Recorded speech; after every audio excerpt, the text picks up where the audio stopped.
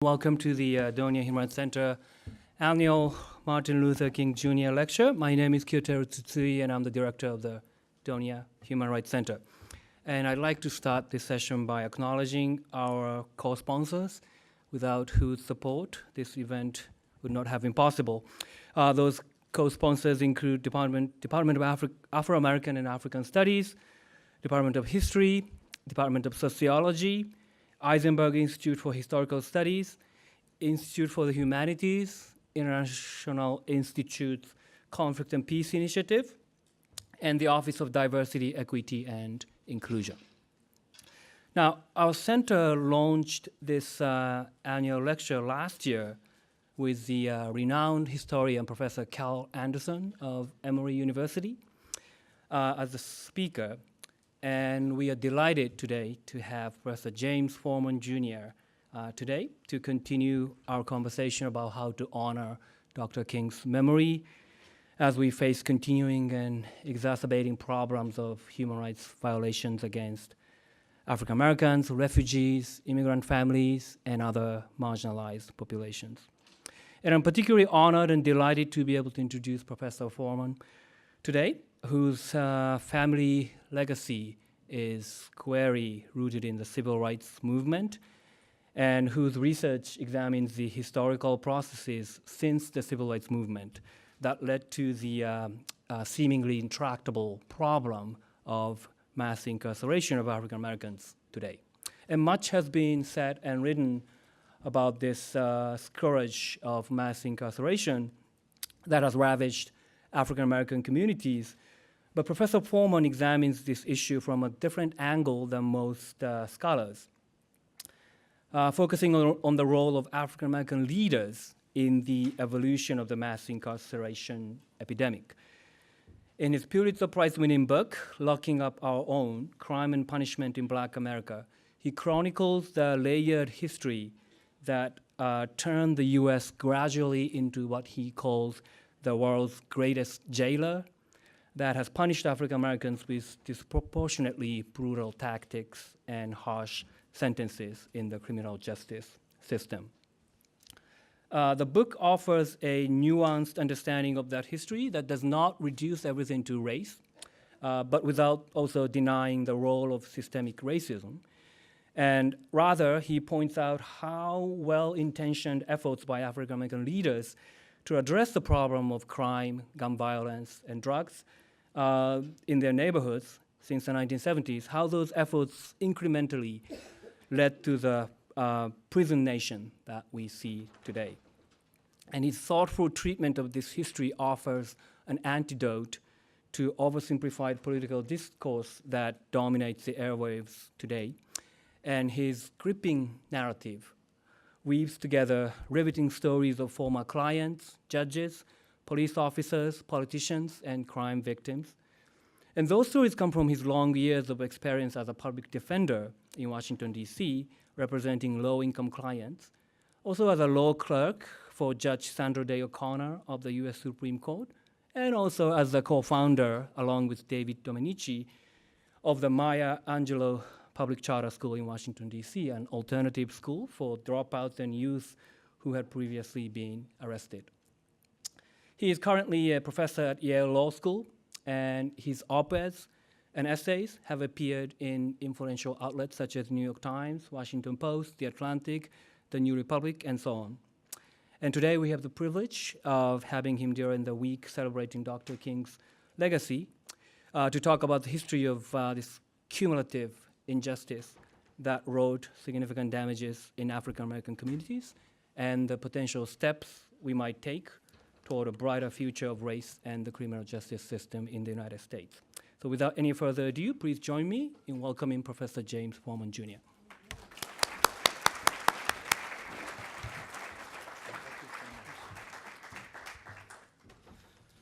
Thank you for that kind and generous introduction.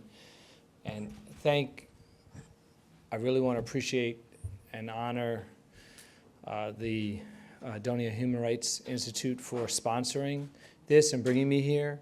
And I really appreciate all of y'all coming out. I know how many demands you have on your time, and how much is going on in the university community. So for you to choose to be here today, I really appreciate it. I want to let people know that there are a few more seats up in here. So if anybody, sounds like you guys are putting out more chairs, so that's all going to be taken care of. But if anybody needs a seat, there are still a few up here. It's an honor to be invited to give any lecture. It's a particular honor to be invited to give a lecture on your work that is also a reflection on and a tribute to the memory of Dr. King. But as much as it is an honor, it's also very daunting, right? Because here we're talking about one of the greatest Americans in our nation's history. We're talking about the winner of the Congressional Gold Medal, the Presidential Medal of Freedom, the Nobel Prize. And so as I was thinking about my remarks, I was thinking about, I listened to a number of Dr. King's speeches and his sermons. And I recommend this experience to you. If y'all are at University of Michigan, so you're super, super better educated than this, but for so many people in this country, in school or otherwise, you only get exposed to I Have a Dream, and even then, you don't even hear the whole speech. And so if you take nothing else away from this conversation today, please take away my encouragement to really sit down and read or listen. I think listening is the best. Listen to some of his speeches and sermons, especially from later in his life. The Drum Major Instinct from 1968 is one of my favorites. Remaining Awake Through a Great Revolution, 1968. The Other America, 1967, an incredible speech that is not as well known as some of his others. And so today I can't capture the range of Dr. King's brilliance or the complexity of his thought or the depth of his moral imagination. But I can do this. I can offer remarks that are in his spirit. And in my reading and listening to Dr. King, he always aspired, I think, to connect with the audience on 4 dimensions, at least. But the first dimension was intellectual. He challenged the audience. He didn't come and just say to whatever group he was talking to, he didn't just come to necessarily say what was comfortable or what they already knew. He tried to challenge people on an intellectual level. He was also very historical in his speaking and his thinking. He held up America's past, the good and the bad, and forced us to reflect upon it and its meaning. The third dimension was inspirational. Right? He gave us hope. And the last dimension was an activist dimension. He demanded, it wasn't enough for Dr. King that you come and listen, or if you were in the pews and at his church, that you nod and say amen and murmur assent. The moment of the speech was supposed to be the beginning of the engagement. It wasn't the main event. It was how you got started. He wanted folks to get up and vote and march and volunteer and struggle. So I'm going to aspire in our time together today to connect on those 4 dimensions, the intellectual, the historical, the inspirational, and the activist. And I want to talk in particular about the problem of mass incarceration. And I want to begin with a story. It's a story that, for those of you that have encountered my book, you'll know from early on in the book, which is a young man that I represented by the name of Brandon. Brandon was a teenage client of mine, 15 years old, Washington, D.C., Superior Court. He had been charged with and pled guilty to possession of a gun, and a small amount of marijuana. And now he was facing sentencing. And I was his public defender. And I had taken the job of being a public defender because I viewed it as the civil rights, the human rights struggle of my generation.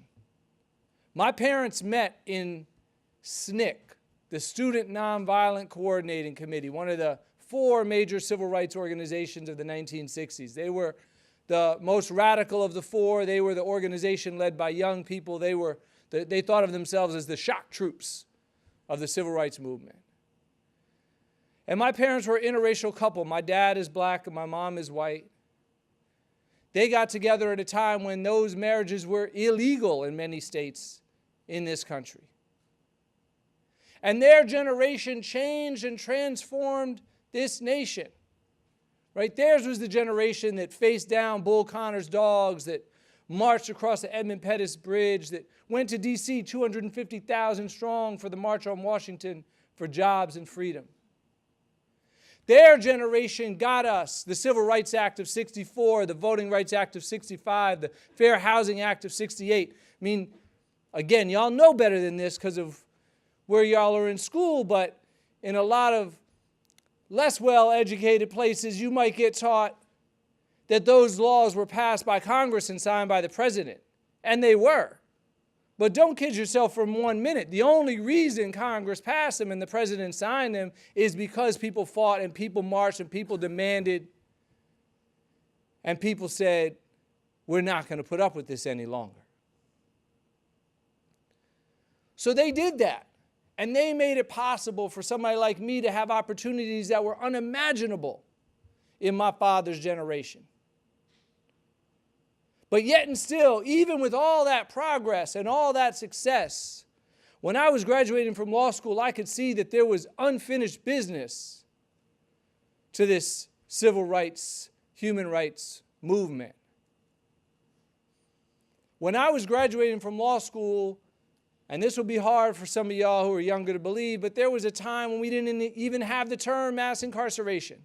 That's a term that was created in the year 2000 by advocates and activists who were trying to describe this problem. We didn't have the term, but we had the underlying data. We already knew when I was graduating from law school in the early 1990s, we already knew that 1 in 3 young black men were under criminal justice supervision. We already knew from that same report from the Sentencing Project that black women at the time were the largest single growing part of the prison system. We had already passed Russia and South Africa to earn the dishonor of being the world's largest jailer. We already had 5% of the world's population and yet 25% of its prisoners. These facts were all known. And I had seen the changes and transformation in American society that would produce those facts. I had seen them in my own life. I grew up in Atlanta, working class neighborhood, mostly African American, somewhat integrated in pockets. And as a kid, I could even see the policing practices. I mean, I'm black, but I'm so light-skinned, the police didn't always know it. And I could see a difference in how I was treated by the police when I was by myself versus when I was with my friends.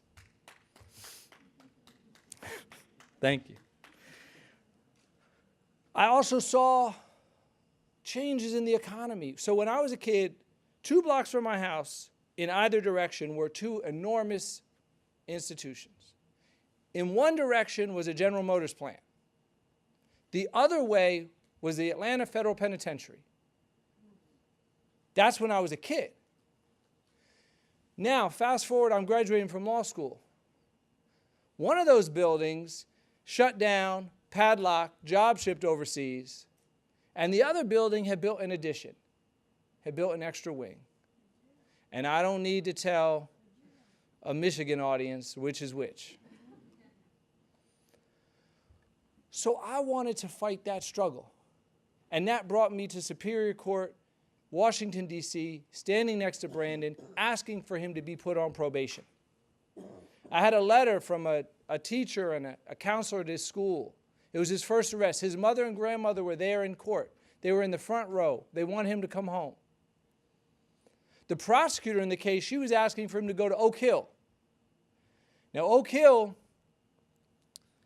It's closed now, but Oak Hill is like a lot of juvenile facilities anywhere in this country. It combines a nice sounding name, oak tree on a hill, with a brutal reality. It was a place where drugs and violence were rampant. It was a place where children always left out worse than when they entered. The judge had to make the decision in the case, Judge Curtis Walker, and I should say I changed the names of everyone involved in any of these cases to protect the identity of my client. So it's not his real name, but he was a real judge. He's an African-American judge. That wasn't unusual. D.C., about 40% of the bench was African-American. He looks out of the courtroom. He sees a young black man facing sentencing, an African-American defense lawyer, a black prosecutor. And he looks at Brandon and he says, son, Mr. Forman's been telling me that you've had a tough life. You deserve a second chance. Well, let me tell you about tough, son. Let me tell you about Jim Crow segregation. See, the judge had been a child in those years, so he proceeds to lecture Brandon on what that was like. And then he said, so here's the thing. People fought, people marched, people died for your freedom. Dr. King died for you. And he didn't die for you to be running and gunning and thugging and carrying on and embarrassing your family, embarrassing your community, carrying that gun. So I hope Mr. Forman is right. I hope one day you turn it around. But today in this courtroom, actions have consequences. And your consequence is Oak Hill. And he locked him up. And I was so angry. I was so furious. I mean, think about it. I just told you my motivation to be a public defender and the civil rights movement I was trying to carry on, and the judge has now invoked the person that we honor here today as a twisted moral justification for locking up Brandon because he hadn't lived up to what the previous generation had fought for. I was so furious. As I began to work through my anger, though, and I'm still in process on it, but as I began to work through my anger, I began to reflect on the fact that the judge wasn't alone. You know, I told you 40% of the judges in Superior Court are African American, but it goes deeper than that. The city council that passed the gun and the drug laws that Brandon was being sentenced under was a majority African American city council. The police force was a majority black. The mayor was black. The chief prosecutor was none other than Eric Holder. And even with all that representation in local government, we were doing the same thing that everybody else was doing around the country, passing the same laws, enacting the same policies with the same results. I told you that 1 in 3 young black men was under criminal justice supervision nationally. At the time in D.C., it was 1 in 2. And so as I left the courtroom and I thought about that fact, I began to wrestle with the question of, well, what happened in this country in the last 50 years? What was so powerful? What was so all-consuming? What was so ever-present that even in this majority black jurisdiction where we had some measure of control of our local government, we were making the same policy choices? And that's the question. That's the question of my book. Now, I'm not going to have time to answer that question entirely today, but the good news is there's a solution. There's books out there. I'll be signing them afterwards. One thing I should say, whenever I go to colleges and universities, is very important to me, and I should have said this in the beginning, but let me say it now. When I was a student, I was on very, very heavy financial aid. It's how I got through college and law school, and I'm grateful for it. However, as good as financial aid is, I know then, and I know from talking to my students now, it doesn't cover everything, and what it doesn't really cover is like any of the extras. And so I made a determination. I can't say when I was in college or law school I thought that I was going to write a book, but when I wrote a book, I thought about those days, and I made a determination that when I go to colleges and universities, that anybody who wants to purchase a copy of the book, you purchase it for a what you can pay basis. So if anybody is interested, I'll be out there. Please take me up on that offer with the bookseller. So, but let me at least touch on very briefly 1 or 2 of the main arguments, and focusing in particular on the ones that I feel like connect the most to some of the work that Dr. King was all about. So, and I should say, I said it before, but just say it again. If anybody is standing up out there and wants a seat, there are some up here. Don't hesitate. I teach. My students come and go. Y'all know how it is. It doesn't bother me in the least. But so the first thing that we have to grapple with, right, is rising crime and violence and the fear and the anger that it was generating in African American communities throughout this last 50 years, but especially in the crack years of the 80s and early 90s and the heroin years of the 1960s. And let me mention heroin and that decade because it's not as well known as the crack decade is. The homicide rate in this country doubled in the 1960s. It tripled in D.C.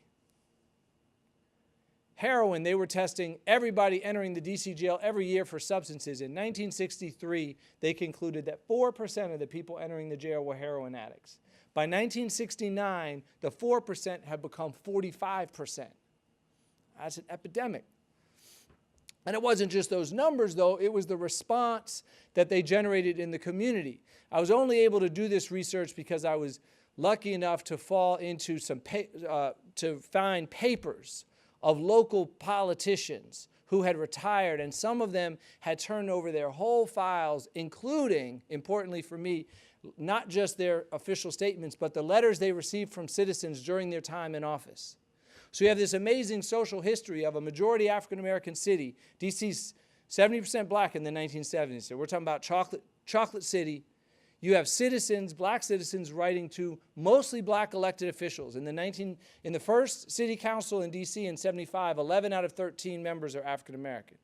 And these letters reveal a kind of a pain and a suffering. People say, we just fought the civil rights movement, but I'm afraid to take my kids to school because they're shooting outside and they're selling drugs on the corner. And people say, I feel like a stranger in my own city streets. I feel like a prisoner in my own home. And at the end of these letters, they always end with some version of do something, you've got to do something about it. Now, who's receiving these letters? That's the second big argument in the book. The generation of people that are receiving these letters are the first generation of black elected officials to be elected in any number in this country since Reconstruction. In the 1970s and 1980s, we have an 800% increase in black elected officials. It's an 800% increase over almost zero, but it's an 800% increase, and it's because of the Voting Rights Act of 65. This generation, some of them were in the civil rights movement, a lot of them were from the South. All of them remember the long history of under-enforcement and under-protection of the law that's been a hallmark of the black experience in this country since slavery. I mean, my dad used to talk about this. He said he grew up in Jim Crow, Mississippi, Jim Crow, south side of Chicago. He said back in those days, he said when there was a crime, we didn't call the police. The police weren't going to come respond to a crime with a black victim, and if they showed up, the only thing we could be sure of is they were going to make matters worse than how they found them. This generation, they remember Southern sheriffs, and I say Southern, but let me be clear, there's Southern mentality in a lot of parts of this country. Southern sheriffs in cahoots with the Klan. They asked about a homicide in a black neighborhood. They said, that's not a homicide. That's another dead black person. And they didn't use the words black person. So this generation remembers this history, and now they're in office. They have some measure of local control, power over local government. And they're bound and determined with the power that they have to try to make the law responsive to those citizens who were asking for protection. Those citizens who wouldn't have even bothered to write under Jim Crow because they would have known they weren't going to get a response. Now they got some black elected officials in office. They're demanding, and at least some of them, those officials are trying to respond. All right, so crime is rising and addiction is spreading and people are asking for protection, and there's a generation that wants to do something about it. But how come police and prosecutors? Why is that the response that the community gets? And here, I told y'all earlier, right, and this is a book that is focusing on African American communities and legislators and citizens and activists, but any book that's about the Black community also has to be a book about the larger structures, the larger society that surrounds and limits and constrains the options that is available to the decision makers that I'm focused on. So let me mention a couple of those constraints. The first one is historical. This is a generation of officials that has come into power, elected to represent and protect communities that, because of a history of white supremacy, because of a history of institutionalized discrimination, right, because of a history of slavery, which we had in this country for longer than we have not. We teach in school, they teach it as like a unit. You know, my son's 4th grade, it's like a little unit. Well, it's most of American history, and I'm not talking about metaphorical slavery. I'm talking about straight up legal slavery, 1619 to 1865, is more years than 1865 to the present. And that's before you get into Jim Crow. So now if you add those two periods together, we have straight up institutionalized white supremacy in government and law and policy for over 85% of American history. And that has an impact. That manifested itself in decisions up and down the government, decisions to systematically deprive Black communities and Black citizens of resources. Anything that was supposed to be colorblind wasn't. The GI Bill, people went to fight World War II, come back supposed to get benefits. Black soldiers didn't get them. The highway system. We built a federal highway system in this country in the 1950s and 1960s. The system we take for granted now, the whatever it is, in Atlanta it's I-75 and I-85. Who's driven through Atlanta? All right, if you've driven through Atlanta, you've driven on I-75 or I-85, and we're crazy down there, so like every time I go home, it's like 14 lanes in each direction. You don't know it, but you're driving through the Black Wall Street. It was called the Black Wall Street. It's Auburn Avenue. It's where Dr. King was raised. It was the community that gave birth and life to Dr. King, a thriving Black middle-class community destroyed by the federal highways because they had to put them somewhere. And so where did they put them? In the place with the people that had the least political power and the least political clout. And that happened. That's just one example of how through law and policy for almost all of American history, these decisions were made, and as a result, the communities that were asking for protection that these new elected officials were elected to represent lacked the resources to protect themselves, and so they were unduly reliant on the state. They were unduly reliant on police and prosecutors for protection. Let me just mention one other constraint. And this is a political constraint. My research in my book is about Black elected officials who are disproportionately, overwhelmingly at local government. That's where Black political power has always been concentrated, at the local level. And local government is essential for understanding how we got mass incarceration and how we're going to respond. But there are limits to what you can do in the local government, in local government. And you see those limits in the book. African American elected officials for the last 50 years have had what I call an all-of-the-above strategy to fighting crime and violence. They want more money for police and prosecutors, but they also want more money for jobs and more money for housing and more money for schools and more money for job training and more money for mental health treatment. They want national gun control programs to go alongside the local gun control laws they're passing wherever they can. They want what John Conyers would ask for consistently. They want a Marshall Plan for urban America. They want the United States government to do for Black communities what the United States government did for Europe after World War II, to reinvest, to rebuild, to revitalize. For 50 years, they go to Congress asking for money for all of the above. And for 50 years, they come back from Congress with money for one of the above. And the one of the above is law enforcement. It's police and it's prosecutors and it's prisons. All right, I said that was going to be the last, but one more constraint I just have to mention. And this is I think it's especially important to raise this up with y'all. Most folks in the room are college or graduate student level in terms of age. This generation that I'm writing about, they were a generation that were constrained by their imaginations in how to respond to what were real and genuine pressing problems. And I'm bringing up this constraint because we'll talk about this, but this is the constraint that I hope y'all are going to be able to liberate yourselves from and therefore liberate us from. But let me give you an example of what I mean by constrained by their imaginations. One of the people that I write about is a council member by the name of David Clark. Now, I told y'all before that 11 out of 13 members of the first city council were African American. David Clark is one of the 2 white members. He has an unusual biography. He went to Howard Law School in the 1960s. He worked for Dr. King when he got out of law school. He becomes a lawyer for poor people, and then he runs for city council, and he's elected. Now, for these purposes, just know that David Clark was not a drug warrior. He was the opposite. The first piece of legislation that he pushed when he got into office in 1975 was marijuana decriminalization. It lost, but he fought the fight.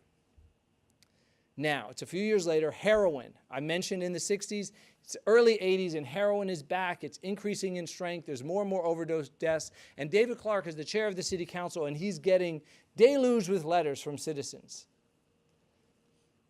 saying there's addicts, and they're gathering in park benches, and they're gathering on the stoops, and there's dirty syringes everywhere, and over again, some version of do something about it.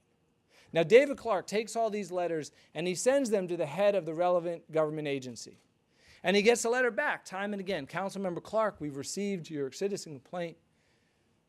We're on the case. That's good.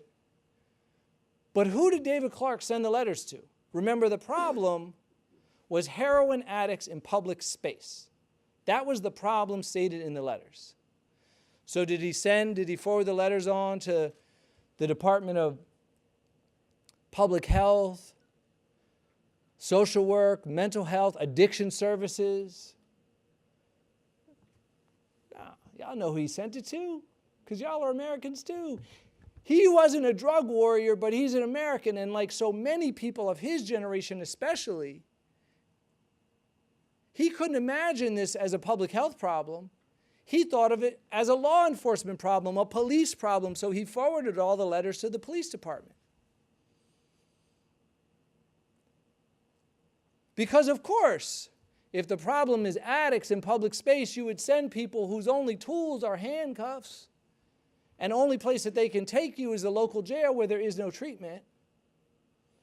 And David Clark wasn't a bad guy, but his imagination was constrained. And one of the central arguments of my book is that if we're going to understand how we got mass incarceration and also how to get out of it, that it's tempting to look at speeches of presidents and acts of Congress, and those are important. But it is just as crucial to look at acts at the local level, acts across 50 states, across the 3,000 counties that make up America, across 50 years, that these local small decisions, some of them, not all of them, some of them made by well-intentioned people, like the decision of which government agency to enlist for help when you're confronted with letters about heroin addicts in public space, that it's those tiny decisions that are individual bricks that collectively have built up the prison nation that we become. So that's a little bit about the book. Whenever I'm thinking about, whenever I give a talk, especially thinking about reflecting on Dr. King, but even beyond that, when I was a student,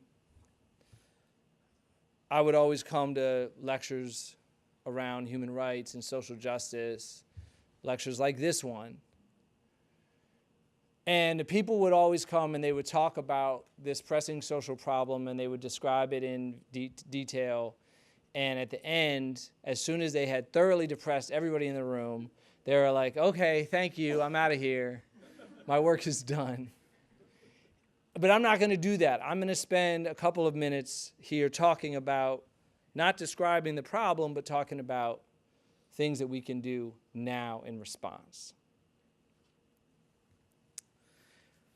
I think to start, I want to say, as a way of thinking about the issue, I want to connect up with a point that I made when I was diagnosing the problem and argue that we should be focusing our efforts at the local level. 88% of prisoners in this country are in state, county, and local prisons, not the federal ones. 85% of law enforcement in this country is state, county, and local. So even though what happens in Washington gets so much attention, actually what happens in states and counties and cities is more important for pushing back against mass incarceration than anything that's happening in Washington, D.C.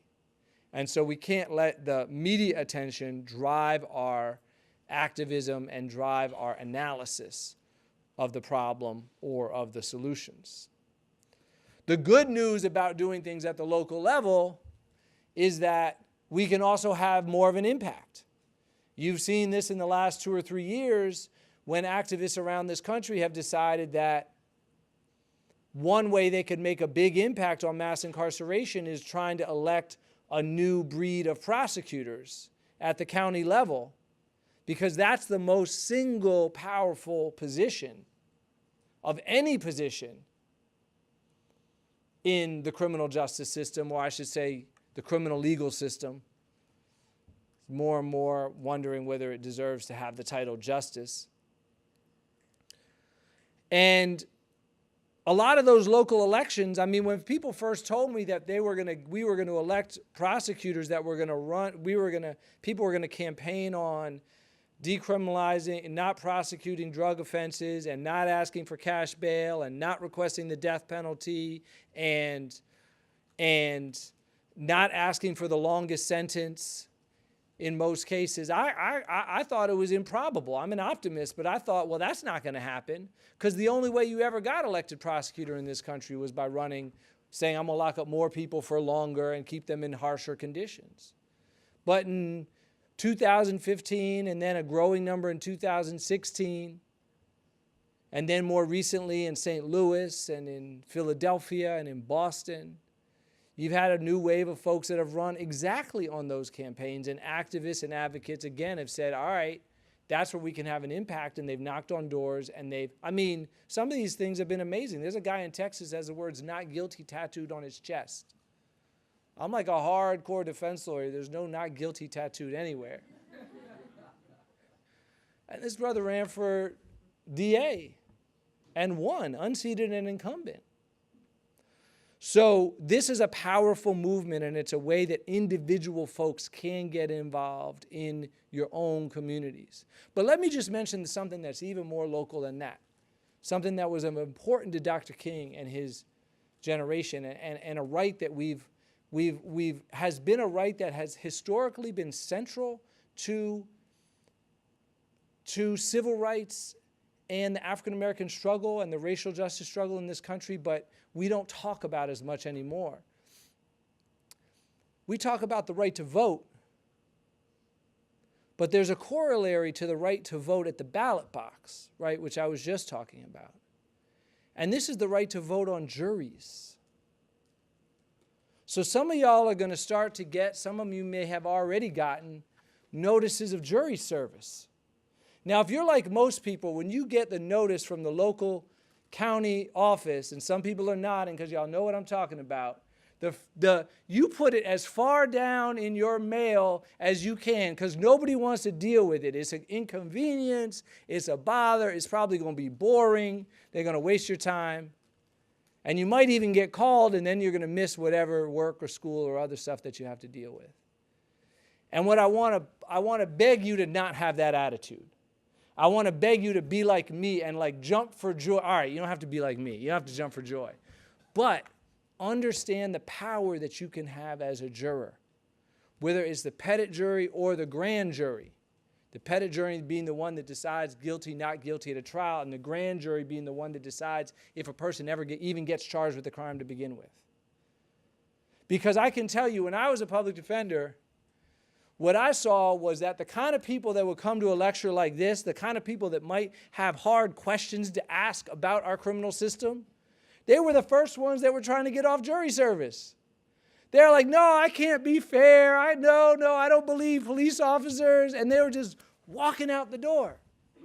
And so we're left with people who are like, oh, I'm good with mass incarceration. I'm good with 2.2 million people in prison and 7 million under criminal justice supervision. Well, y'all, if we leave our juries to people who are good with the current system, then all we will continue to have is the current system. So please, please, please, serve, tell your friends to serve, show up early, make it happen. And use the jury box as a site of politics. That's what it was understood to be in Reconstruction when black people fought for the right to serve on juries, when women fought for the right to serve on juries, when all underrepresented and disenfranchised groups fought for that right to serve. Let me mention one other area that's a personal passion of mine. And I know it's something that happens at this university a bit, and so it's really important for me to talk about it. It has to do with education, and in particular, education of people who are incarcerated. So this has become probably one of my main areas of work last 4 or 5 years of my life.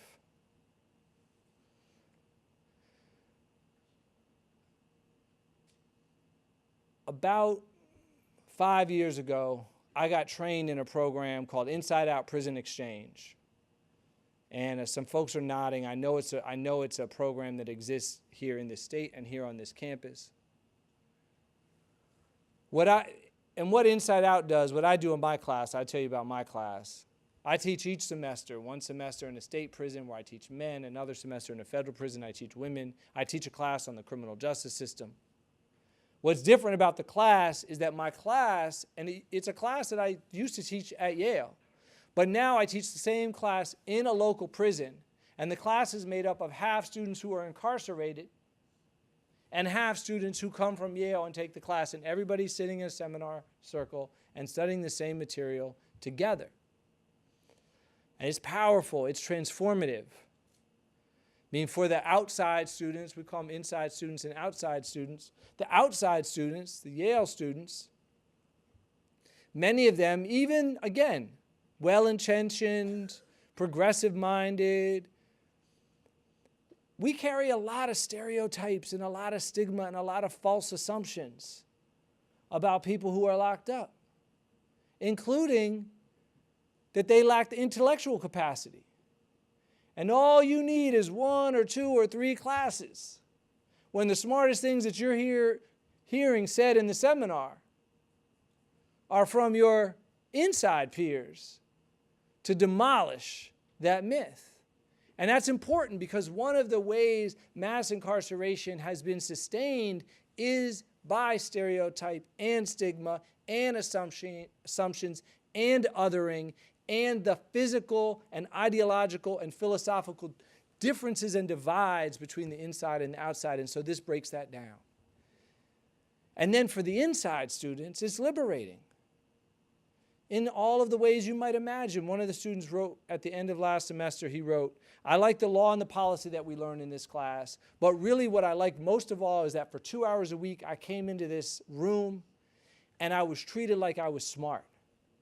And I was treated like I had something to say.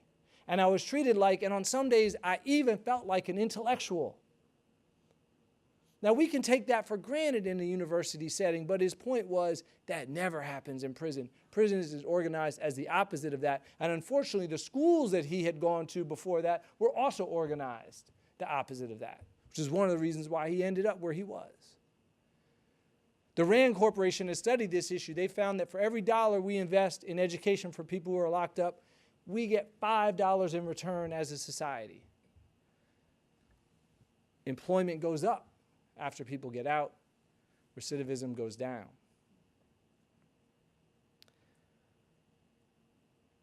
So those are some of the things that I feel like ways of intervening, and I want to conclude with not so much a particular idea or particular intervention, but more a way of thinking about the struggle. And in Dr. King's honor, I'll mention two stories that are based on conversations that I had with my dad, who knew Dr. King well, who marched with him, who argued with him a lot, disagreed with him about a bunch of stuff, as Nick did, but who respected him immensely. The first story, I was graduating from law school. It was 1992.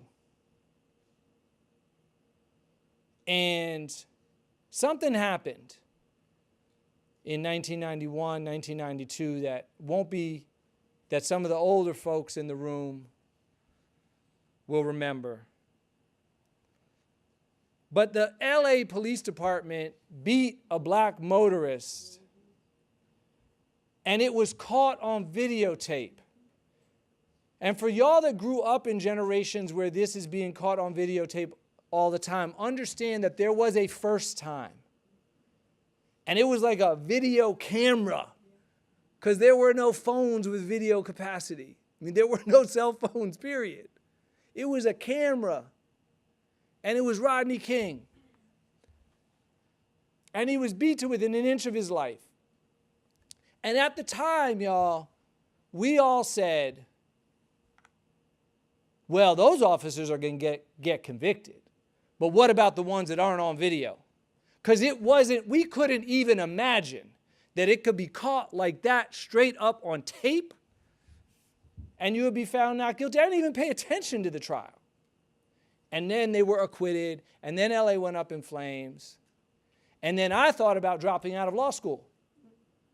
Because what was the point? I was there to carry on this struggle. What was the point of learning the rules if when your people needed them, they didn't apply? And I went and talked to my dad, and I told him this story, and I told my dad that in the 90s, which I told him as if he needed me to tell him this, he was beaten by the LAPD in the 1950s when he was a graduate student at USC, and he writes about it in his book. So I'm like, and there was no recourse. And I said, Dad, you were beaten in the 50s, no recourse. We now had this movement that you participated in. And here we are, post-civil rights movement, and the result is the same. So really, what is the point? What was the point? And my dad looked at me, and he didn't try to sell me on the fact that they had made progress and things were getting better. He took a different tact, and it's one that I'll always remember. He said, listen, James, I get what you're saying. But what you have to understand is that we were fighting knowing that the change might not take place in our lifetime. We weren't fighting for tomorrow. We weren't fighting for next year. We weren't fighting for 10 years from now. We were fighting for 10,000 years from tomorrow. And we were fighting for freedom because fighting for freedom in an unjust system is what makes you human. So I don't regret any of it. The second story was right before my dad passed away. A couple years before he passed, and we watched a movie about the civil rights movement. The movie ended. I said, Dad, what'd you think? He said, I liked it. You know, he said, I'm really glad they put on film because more people watch movies than read books. So I'm glad they caught that history on film. But he said, I didn't like one thing about it. I said, what was that? He said, I didn't like the fact that they made it seem like everybody was in the movement. He said, it wasn't like that. We were unpopular. He was like, they used to kick me off. I would go on campus. Now they celebrate all these college students join the movement. He said, when I would go on campus to try to recruit students for the movement, they would kick me off. And that was the HBCUs, which at least led us on in the beginning. He said, look, he said Dr. King was unpopular when he died. 2/3 unfavorable ratings. He said the March on Washington was unpopular when it happened. The same march that is the totality of Black History Month on many channels was unpopular at the time that it happened. 60% of Americans said, this will hurt the cause of the Negro. And my dad said, I'm not telling you this story because I want credit for being there first when it wasn't popular. He said, I'm telling you this story because I feel like the way this history is presented is false and demoralizing to your generation. Because you have an issue and you call a meeting and you want to do something and 6 people show up. And I know there's some activists in the room that know what I'm talking about. And 5 out of 6 were at the last meeting. And you're like, well, everybody was in Selma. Everybody was in the movement. What's wrong with my cause? Nah. He said it wasn't like that. He said this is the thing. People, when you are facing a profound and apparently insurmountable injustice, people will tell you that change is impossible. And if you ignore them and you fight and you struggle and you push and you advocate and you win, the same people that told you that it was impossible, they're going to turn around and say it was inevitable. And then they're going to say they were there. 250,000 people were at the March on Washington. That's a big march, but a decade later, 10 million people would say they were there.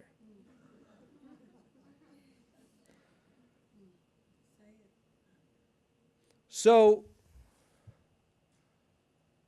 I don't know the idea that's going to come out of this room is going to be bigger and bolder than any of the ideas that I presented. And I don't know the group of people that's going to come up with the idea.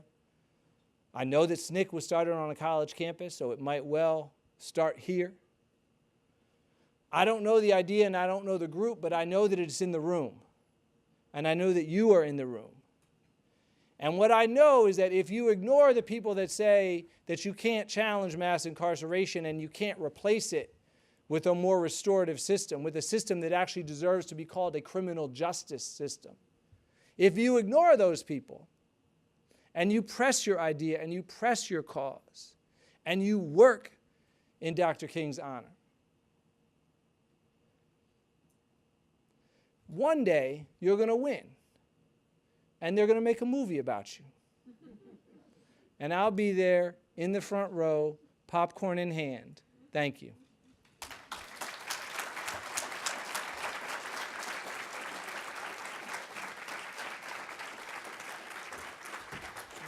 Would you like to field the question yourself? Or? No, you. Okay.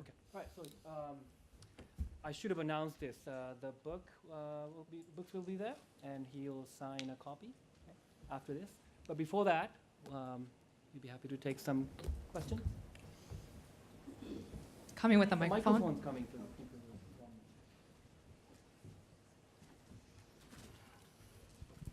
Good evening, Dr. Forman. Good evening. What a wonderful presentation. Thank you. I have not read the book, but I did read the book summary before I came. And I wanted to ask you why. I know the answer, but I want to hear what you think. Why is there such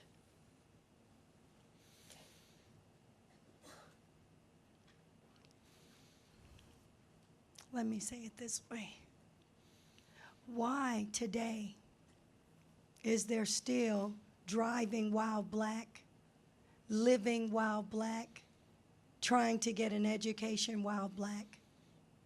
And then why is it when things are happening to African Americans, it seems to be a problem, addiction, needing to pull yourself up by your bootstraps?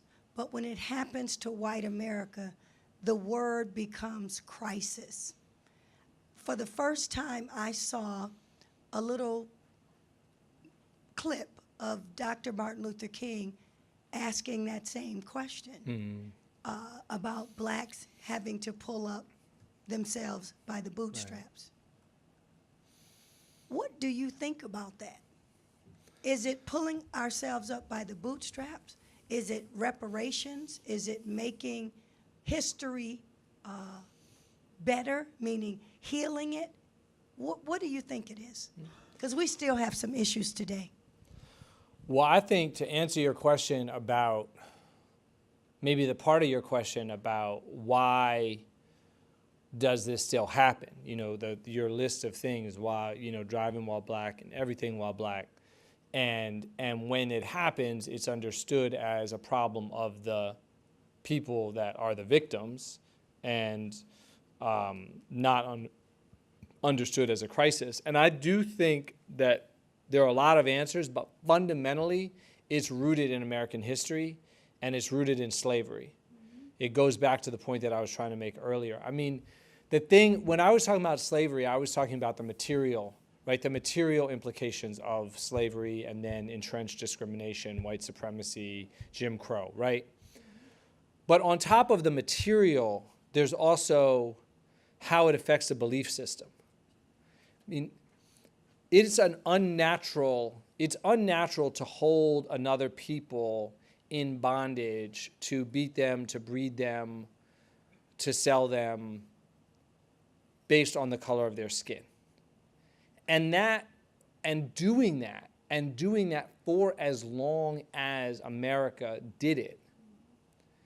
When you do that, you have to create a set of justifications and rationalizations to justify how, as a good person, you could do something like that. And if you look at racial stereotypes that exist today, you can trace them directly to lies that the country had to tell itself to justify a system as unnatural and brutal as slavery. So, I mean, you could go down the list. You have to justify why you're not allowing a race of people to learn to read and write. You say they don't care about education and they're incapable of being educated. Right? They lack the interest and they're dumb. Those are stereotypes that exist to this day. You need to justify how it is that at auction block you can rip a child away from its mother and sell it. The lie that you have to tell yourself is that black parents and black women in particular don't care about their children. That is a lie that exists to this day and is part of why the child welfare system is as racist as it is. You want to justify beating and excruciating, grotesque, medieval punishments, infliction of pain on the body of another human being. Well, how do you justify that? You say, well, they have higher thresholds for pain. That's a lie that to this day exists, and if you're in the medical field, you know this because there's been study after study that has documented that that's why one of the reasons, one of the false beliefs that justifies the differential treatment that black patients get from their caregivers, from their doctor, nurses, et cetera. So my point being that each one of these things that we could point to where we have a different reaction is a stereotype that is rooted in a myth that a people has to tell itself to justify slavery. Thank you.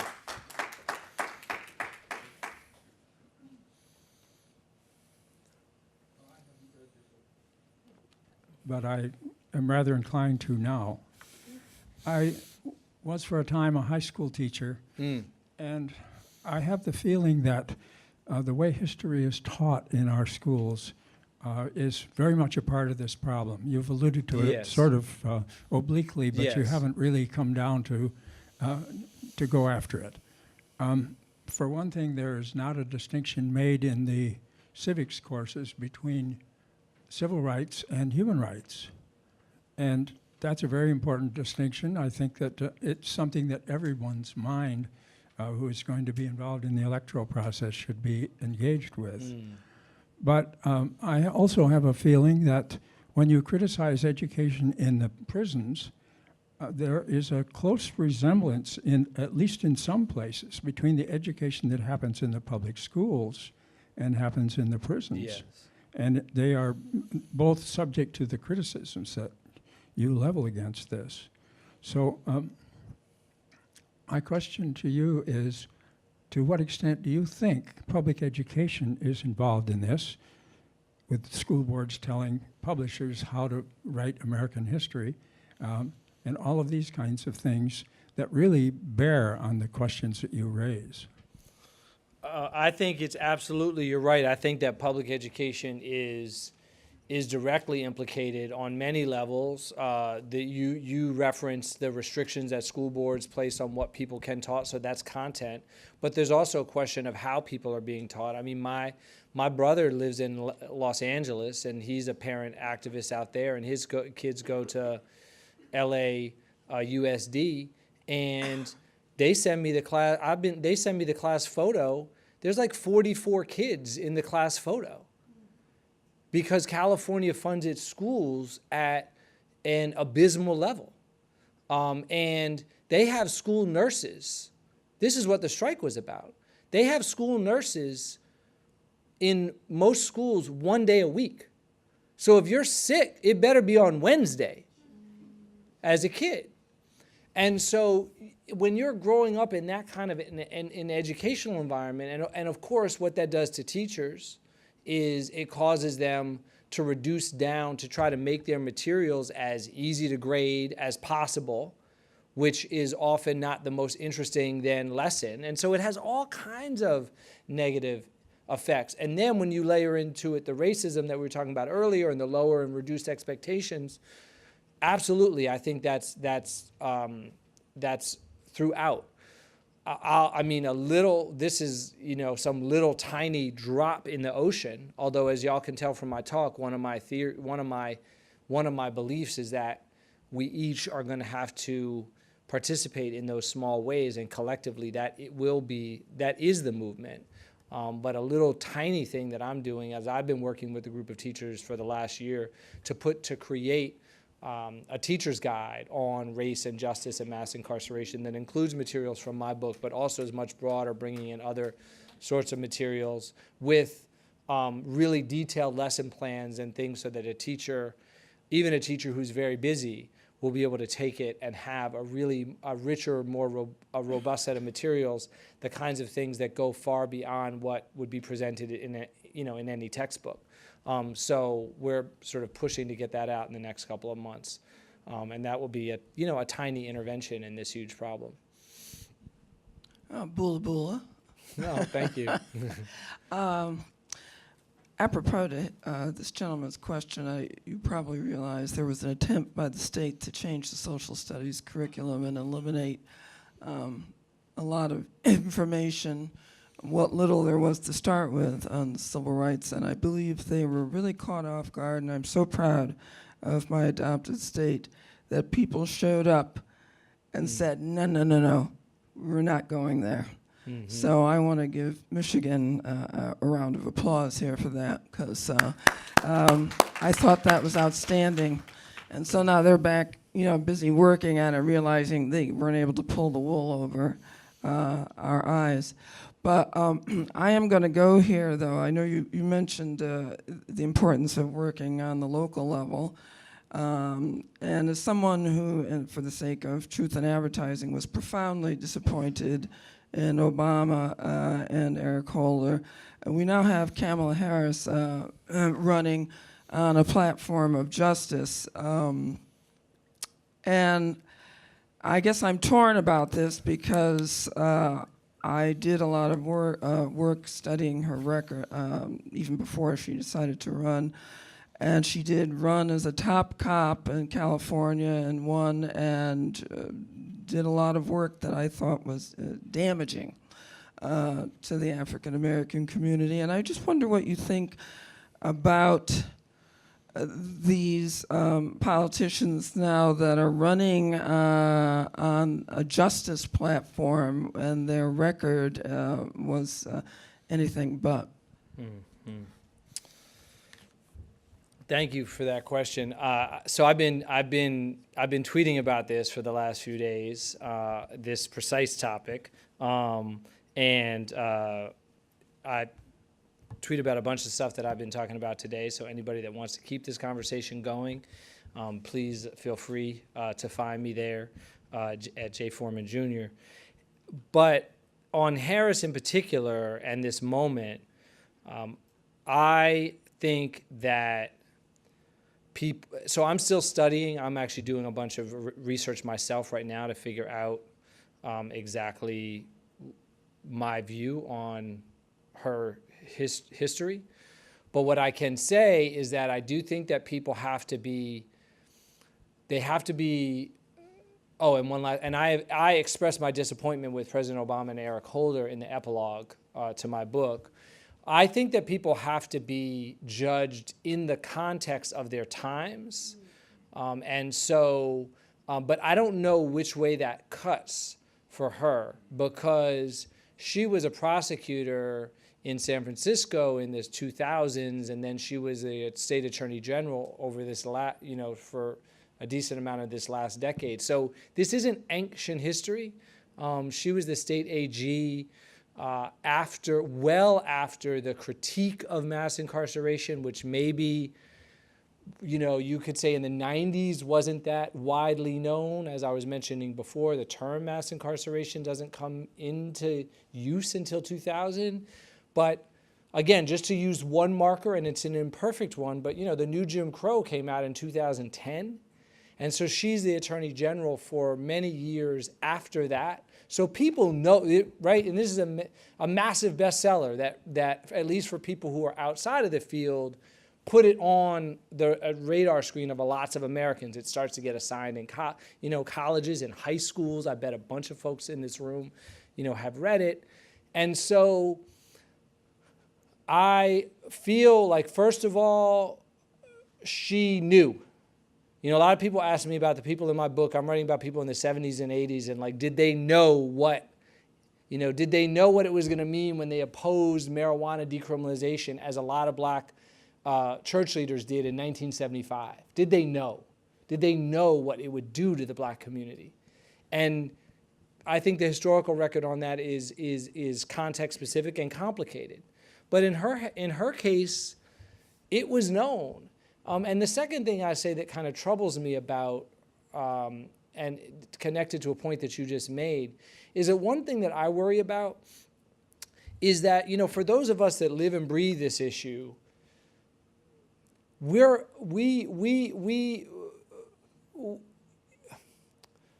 the right way to put this? When you run for office I worry that somebody like that will then define the parameters of what counts as progressive on criminal justice for a larger audience that doesn't know all of the issues. And so it's like, well, I say I'm progressive, and here are the things that I stand for, and they might not be that progressive, but people are that's gonna get defined as the outer limit of what counts as progressive. I mean, you see the flip of that, for example, in what's happening now with Ocasio-Cortez, right? And she and other people, other freshman Democrats, are redefining the claims that you get to make. She's like, well, why not a 70% marginal tax rate, right? And you might agree with that or disagree with it, but you then have to confront the fact that we had such a tax rate for much of the 1930s, 40s, 50s, and 60s.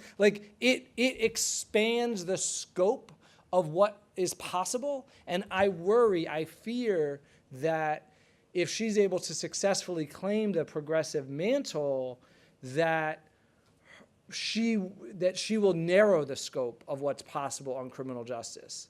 Because, and you saw this happen over and over again in the Obama years, he would negotiate down inside the White House and then come out with this thing that was super watered down, and then the Republicans were like, heck no to that.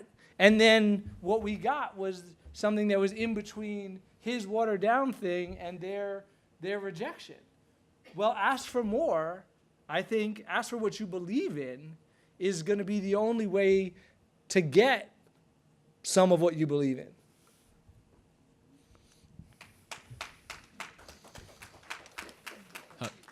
Hello. Okay. Hello, Professor. Hey. How you doing?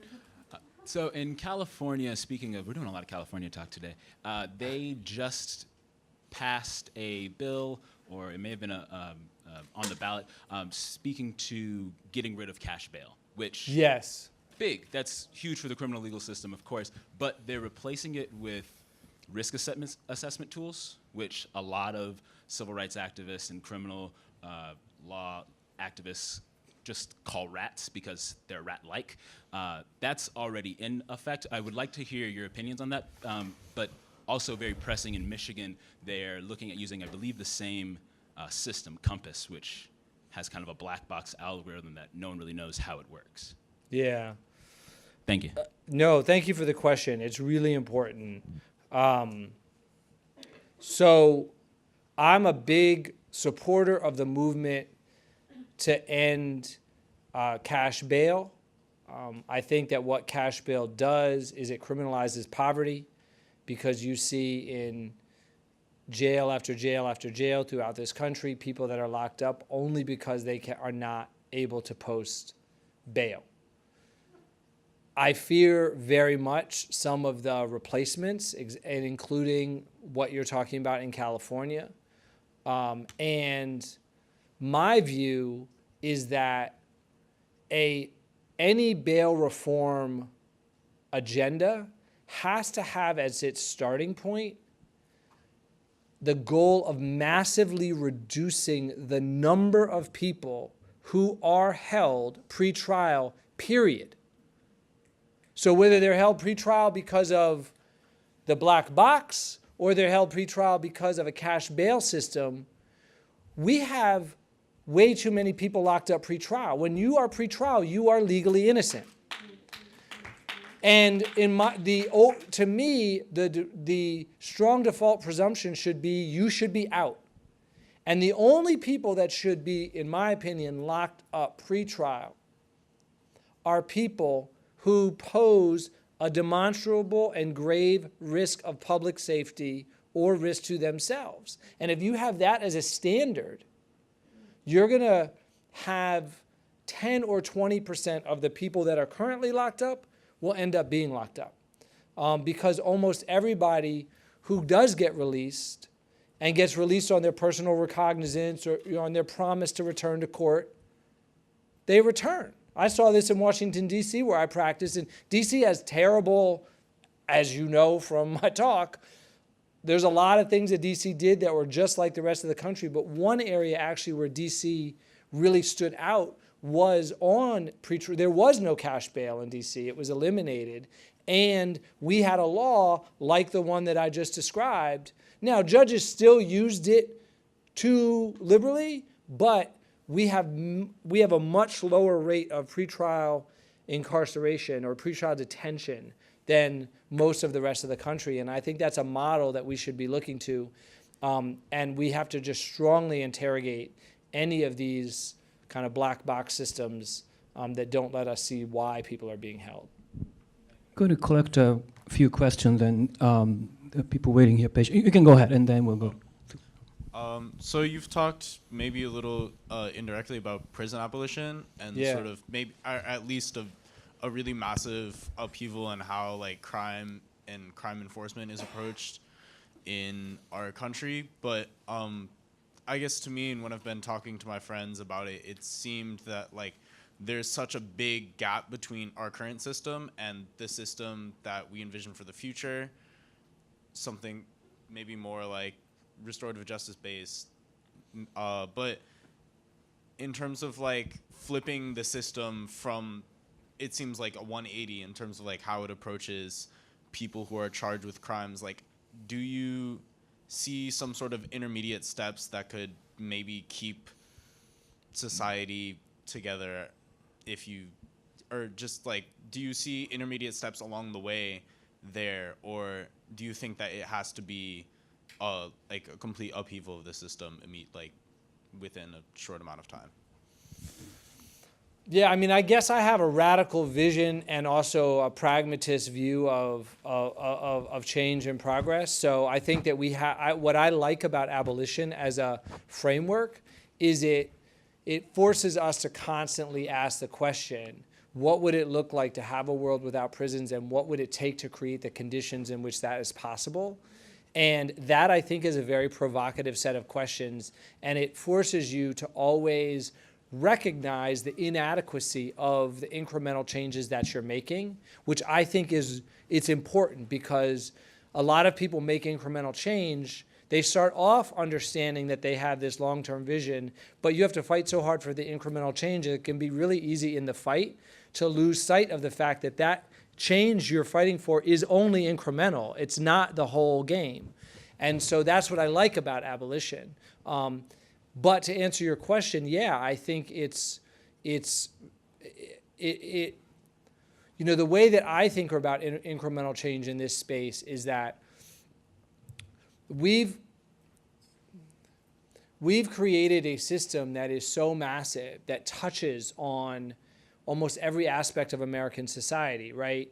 It's not just the state, right? But it's what universities do, it's what private employers do, it's what public housing agencies do. There's all of these other entities that have become more punitive alongside the state in lockstep. And so that's the bad news. The good news is that within each of those spaces, we have the opportunity to push for and demand and support and live our lives in favor of incremental change. And that I think the way we got, right, we didn't go from 200,000 people to 2.2 million people. I mean, it took 50 years and it was a series of incremental steps. So I think it's going to be the same thing in response. I think I happen to talk about a few things that, but we could talk about changes in employment policies, right? So that people get a fresh start and a fair chance and they're not labeled with that criminal conviction for the rest of their lifetimes. We could talk about change in university admissions policies. We could talk about changes in felon disenfranchisement law. We could talk about investing in and expanding restorative justice programs, which I agree with you, hold some of the greatest opportunity to replace the current system we have, because we do need an alternative system of justice. Going back to the history that I was telling you, it's not enough to tell a community, and it's especially not enough to tell women and people of color and groups that have historically been underprotected. It's not enough to say, well, we're going to get rid of this current system and we don't have an agenda for replacing it, because that is just that's terrorism, right? That's a history of under-enforced and sexual violence and racial terror. So that's not okay. So that's one of the things I like about restorative justice. I do think it presents that opportunity. So my thing is find the little piece of it that is going to be your piece and work that, push that. My thing right now is education. So that's what I'm focused on. But whatever is your piece, get in it, become an expert, push and work on it, and collectively, we will produce transformative change. Yep. An issue that's been kind of at the forefront of criminal justice reform right now is legalization of marijuana. And in Michigan, in 2018, we just did legalize marijuana.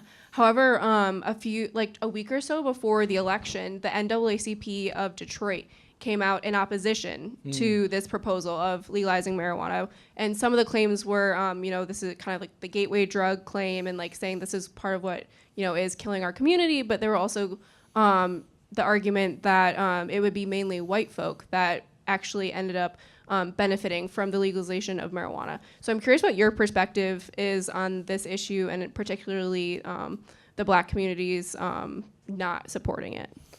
Well, I'll just tell you, chapter 1 and the epilogue I tackle that directly, because in chapter 1, I tell the story about 1975 where marijuana decriminalization failed, and I put it in historical context. And then the epilogue is 2014 and it passes, and I'm talking about the changes. But I get that opposition completely. And so in my view, I support legalization.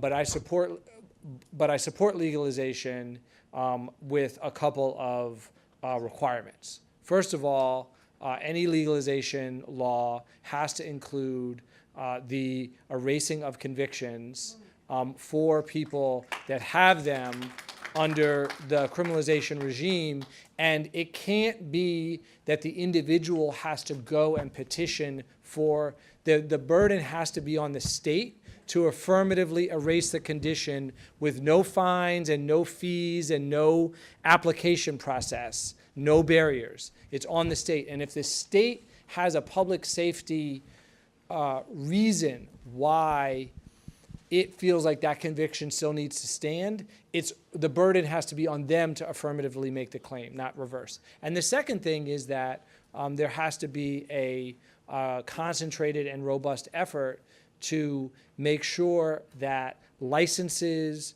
are available to people from the communities that have been historically targeted by the war on drugs, because what the NAACP of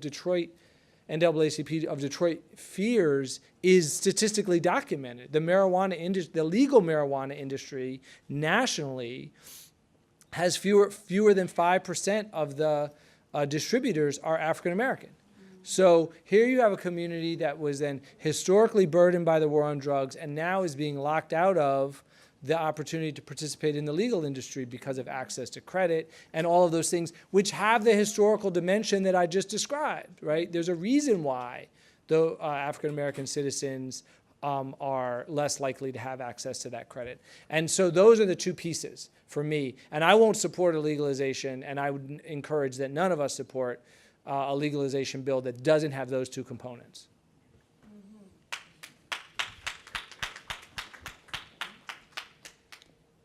So I think that actually, I'm glad you brought up Kamala Harris, because I think this is a really good example. Her Attorney General's office opposed the release of some nonviolent offenders because they said that prisoners were an important labor pool.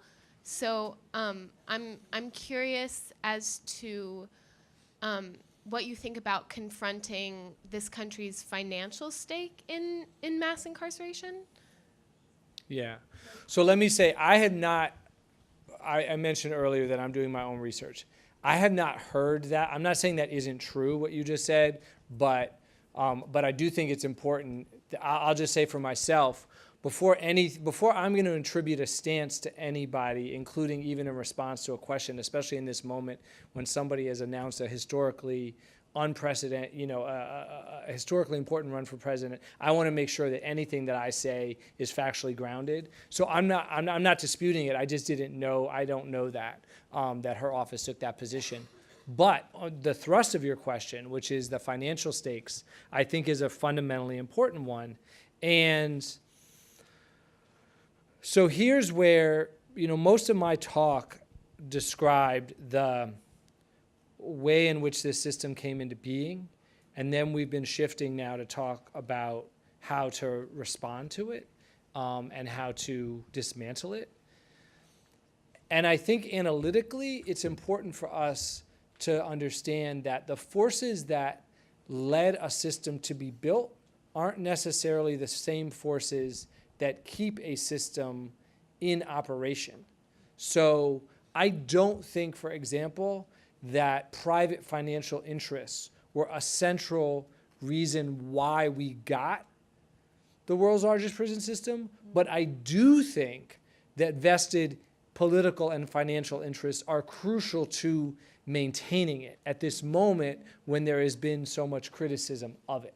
And I think you can see that in all sorts of ways. The most obvious one that captures people's attention is the private prison industry, but that's really just the beginning, because of course you have public sector, you have people with public sector employment who are dependent on that employment. So you have prison guards, you have other people that work in the criminal justice apparatus who are hostile, sometimes publicly, sometimes privately, to some of these reform efforts. And you have private sector interests that are trying to, now in this moment when we're moving to shrink the size of the prison system, a lot of people are turning to community corrections, probation, and other forms of supervision as alternatives. But private industry is trying to get into that game. So in a lot of states, in Oklahoma, for example, recently the private community corrections industry went to the state and said they costed out how much the state was paying to run its probation department. And they said, we'll do it for 2/3 of that. And so the state saved money, But the way that the private industry was able to sustain it, of course, was with fees and fines on the people that they were supervising. So it becomes this real poverty trap. And so I think, I'm glad you raised the question. I didn't talk about it before, but I think we can't be too aware of this issue because it's almost everywhere. Last question, quickly. Hi. Hi. First of all, thank you for coming here. Thank you. So I guess one thing that is it's a big question, so I'm trying to narrow it down a bit. But when we think about reform and we think about how are we going to target this, and from the criminal defense perspective, and we look back at 1963 with Gideon versus Wainwright, and then how that changed. And I don't think there was ever a time when we had a good defense system. There was I was where did it go wrong? It just always was wrong. Right. Correct. And then there's and then right now each state has its own battles, and all those are different. And so for now studying this and looking at how to begin, just where do I start and how to look at this problem, or where should I even start looking at it, I guess. And I know that's a broad question. Well, I mean, I don't know. To me, it is a broad question, but it's also, I feel like, a narrow question in that I don't know. I can't think of a better place to start, and I regret that I didn't talk about this earlier, but too much to say, too little time. I can't think of a better place to start than as a public defender. So, my book is in a lot of ways a tribute to public defenders. I was on a panel the day the book was released. I was on a panel, and there was this African-American judge in Baltimore, and he was saying, I really liked in this book how you were critical of all different, judges, prosecutors, police officers, mayors, but you were fair to everybody, even as you were critical of them, and you made clear that you thought that they made mistakes and created injustice. And when he said that, I realized, there is one actor in the system that I wasn't critical at all of. There's one group that in my book are the heroes, and that's the public defenders. And I'm not saying that, of course, public defenders are the heroes everywhere. For all of the system is broken and dysfunctional and underfunded in many ways. But to me, there is nothing more. Well, let me say, I said before, everyone has to find their way into this struggle that speaks to their heart. I don't believe that there's not a single thing that's the most important to do. There may be a single thing that's the most important for you to do, and the thing that's most important for you to do is the thing that you feel like gives you life and gives you energy and raises up your spirit and makes you feel whole and makes you feel alive. And that's going to be different for all of us. For me, it was being a public defender. And what I love so much about it is the fact that you come into somebody's life, a person who has been unfairly treated and given the worst of everything at every point by the state. And you come in at a moment of great vulnerability, and you say, it's going to be different now. You are going to have somebody who is going to care to their toes, who is going to fight with every inch of their mind and their heart for you. Somebody who is going to stand up for you, somebody who's going to raise and lift your voice, going to fight for an opportunity for you to speak in a system that consistently seeks to silence you. And in my opinion, for me, and maybe for you, it was the greatest work that I've ever done, and the most meaningful work that I've ever done, and the work that made me feel the most alive. And I would just, I guess, conclude by asking each of you to really reflect and pray and meditate and whatever is your thing. But think about what that is going to be for you and do that. I know there are more questions, but I'm afraid we have to close. And as I said, copies of the book are available there, and Professor Forman will be there to sign, and you can probably bring your questions to that table. Fantastic book. This is a fantastic book. It sent me on an emotional roller coaster, but the epilogue in particular is a very uplifting ending. I really love how it ends. So please join me. Stay to the end. Stay to the end. Please join me in thanking Professor Forman for the fantastic Thank you. presentation. Thank you so much.